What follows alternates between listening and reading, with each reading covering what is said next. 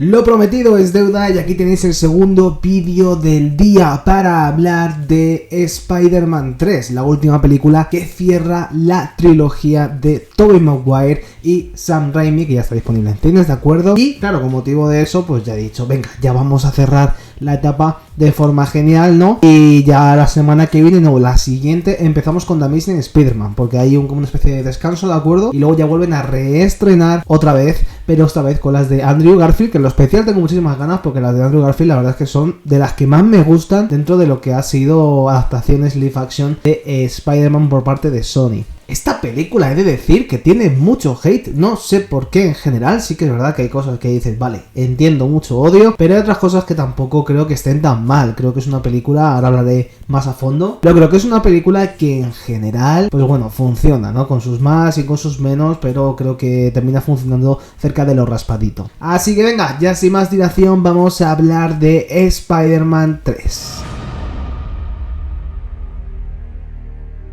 Vuelve a dirigir Sam Raimi, el habitual de la trilogía, el habitual de este inicio de franquicia al que le dio confianza a Sony y que con Spider-Man 1 hizo la verdad un trabajo de obra bastante interesante, ¿no? Metiendo la huella pura y propia de Sam Raimi dentro del género superheroico y que a partir de ese momento dejó huella en cada una y todas las películas, ya no solamente de Spider-Man, sino en general que se han ido sonando del género de superhéroes. Tras el exitazo que fue Spider-Man 1, regresaron con una secuela que obviamente, igual que la primera, tenéis en el canal y que resultó ser una de las mejores secuelas de la historia del género de superhéroes y para mí la mejor película de esta trilogía del Spider-Man de Sam Raimi. Error puro y duro, ¿no? De la mano de un Sam Raimi que ahí ya metía un poquito más la mano todavía dentro de la película, con la reafirmación de Peter Parker y Spider-Man como la simbiosis de un mismo héroe, de una misma persona. Luego también el cómo Mary Jane y Peter Parker acaban juntos, ¿no? Posicionando también el final con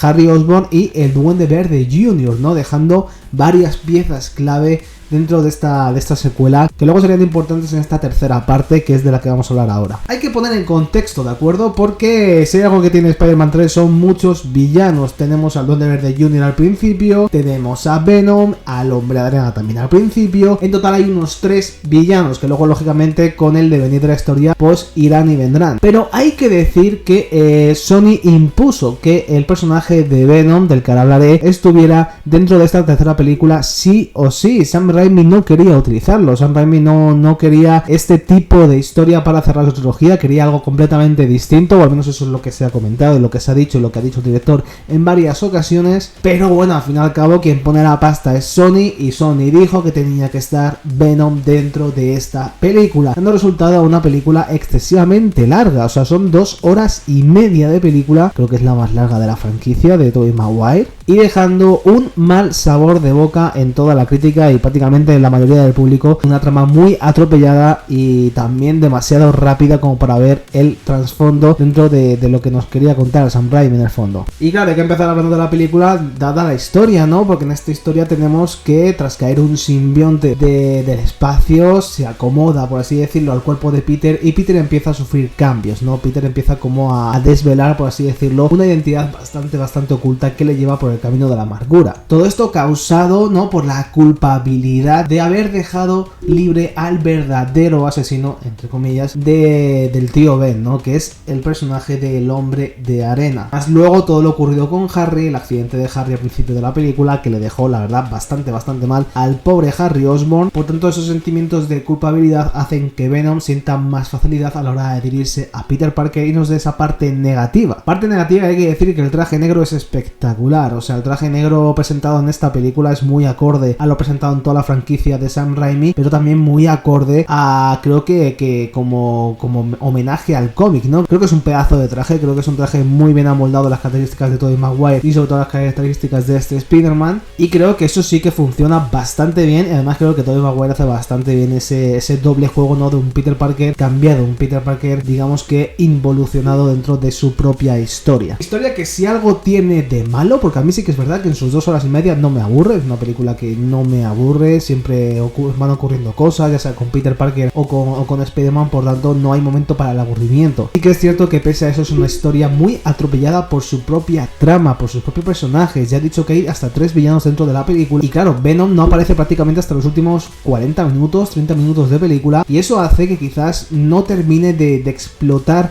del todo. Cosa de la que voy a hablar enfocándome en cada uno de estos personajes y de estos villanos. En primer lugar tenemos a Harry Osborn, lógicamente movido por la ira, movido por la venganza tras la muerte de su padre, decide coger el manto de Duende Verde, ¿no? Esta vez convirtiéndolo, ¿no? y diferenciándolo un poco del de su padre, para atacar a Peter, para acabar con Peter Parker. Hasta que luego, ya prácticamente al final, por cosas del guión, ¿no? De repente Bernard, el mayordomo de la familia, decide hablar y decide decir que las heridas de Norman Osborn estaban causadas por su propio deslizador, ¿no? Cosa que creo que se podía haber evitado hace 3 milenios, ¿no? Porque si tú coges al chaval y en la primera película le dices que las heridas de su padre eran de su máquina, no de Spider-Man, de que la haya matado ni nada, bueno, pues te ahorras ahí, no sé, el mal trago del chaval por lo menos. Entonces, digamos que la evolución de Harry dentro de esta película para acabar con su desarrollo, hasta que finalmente acaba muriendo, ¿no? En la batalla contra Venom y el Hombre de Arena, pues es bastante anticlimático, ¿no? Que es una resolución, ¿no? Que se podía haber hecho hace 3 películas, o sea, es una cosa un poco rara la decisión tomada con este personaje, que creo que a mí al menos me lacra bastante, porque sí que es verdad que mola mucho al principio, mola mucho luego la pelea que tienen en la casa, en la que Peter le destroza la cara a Harry. Creo que ahí está súper bien hecho todo, ¿no? Sé que es un punto de inflexión como para Harry decir, vale, voy a ayudar a Peter, ¿no? Es algo que necesita la trama, pero en sí está muy mal construido, al menos mi opinión. Luego tenemos al Hombre de Arena, ¿de acuerdo? Flynn Marko, que este hombre pues tiene una historia un poquito más profunda, ya que fue el que realmente disparó, aunque luego sabemos que fue sin querer, al tío Ben, algo que lógicamente marcó la historia del Spider-Man de Tobey Maguire y que lógicamente marcó su nacimiento como superhéroe. Aquí en esta ocasión la historia creo que está mejor construida, porque tenemos a un Flynn Marko que tiene una hija enferma, que tiene una mujer que ya no le quiere hablar porque le echa la culpa de todo lo que pasó. Tenemos a un Flynn Marko que lo que realmente quiere es salvar la vida de su hija mediante una operación, por tanto eso hace que el personaje tenga muchas más capas de la que podamos tirar, de la que podamos hablar, y creo que es un personaje que mejor funciona, aunque luego al final de la peli se vaya diluyendo un poco hasta que aparece Venom, ¿no? Para lograr rescatarle y decir, ahora sí que lo volvemos a necesitar. Luego lógicamente al final de la película pues Peter le perdona, ¿no? Y ahí tenemos también el desarrollo de Peter Parker, ¿no? Que ha pasado por varias etapas dentro de la película, ¿no? Ha pasado por el enamoradice, que lo tiene todo seguro, por el egoísta, por el emo, por el bailarín, y por fin ha pasado la época de perdonar y seguir adelante con Mary Jane, como bien deja el final de la película dicho, ¿no? Lógicamente ese plano de las dos manos tocándose, juntándose, quiere decir que al final deciden volver a darse una segunda oportunidad,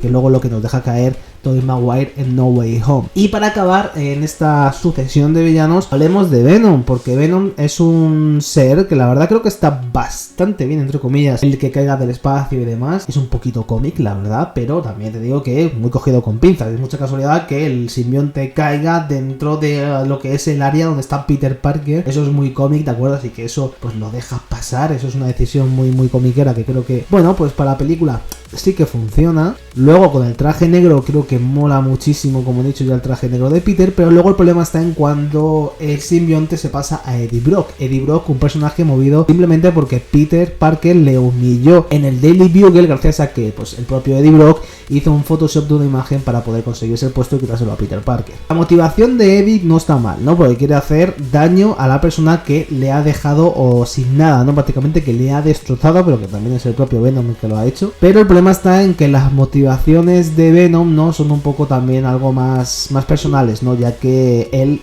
pues tiene un poco de odio hacia Peter, odio cariño por haberle separado de su primer cuerpo. Entonces Eddie Brock es un mero transmisor de ese odio, ¿de acuerdo? Y sí que es verdad que el personaje de Eddie como tal, ¿no? El personaje de Topher Grace, que es verdad que a mí no me termina de convencer en toda la película. O sea, es un personaje, la verdad, bastante plano, ¿no? Es un poco payaso incluso. Entonces a mí no me termina de convencer desde el principio de la cinta. Sí que es verdad que luego como Venom, pues bueno, el diseño de Venom ya como tal no me gusta. Es Spider-Man pero un poco alienizado. Eso no me gusta. Yo me esperaba un Venom como se ve luego después de que Spider-Man separa a Eddie el cuerpo, ¿no? Un Venom un poco más grande, más hermoso. Pero sí que es verdad que la primera adaptación como tal de un Venom en live action no está mal. No es Venom, ¿vale? Es Spider-Man de negro alienizado, pero no está mal. No es un gran villano, creo que deja mucho que ver en la pelea final sobre todo, pero en general no está mal. Hablando de los dos protagonistas, ¿no? Tanto de Kirsten Dunst como de Tobey Maguire, que decir que Kirsten Dunst está totalmente desdibujada en esta película, o sea, es un poco que hace bulto y ya está, ¿no? Está haciendo ahí un poquito el bulto en la relación entre Harry y Peter Parker. Creo que no se le da todo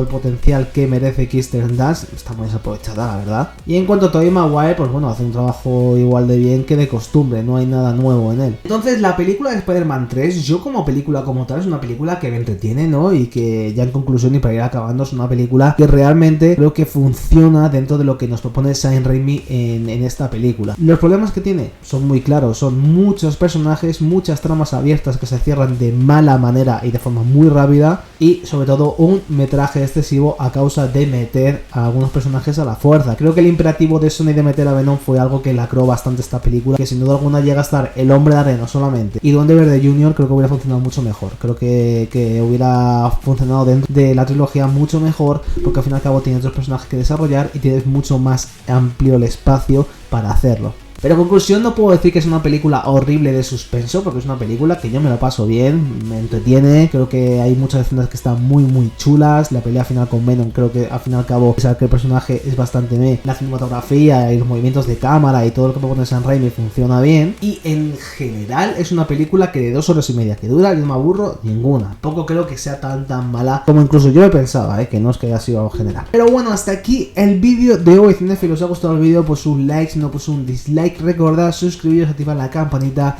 y recordad que nos vemos en próximos vídeos como siempre aquí en No Solo Cine. Chao.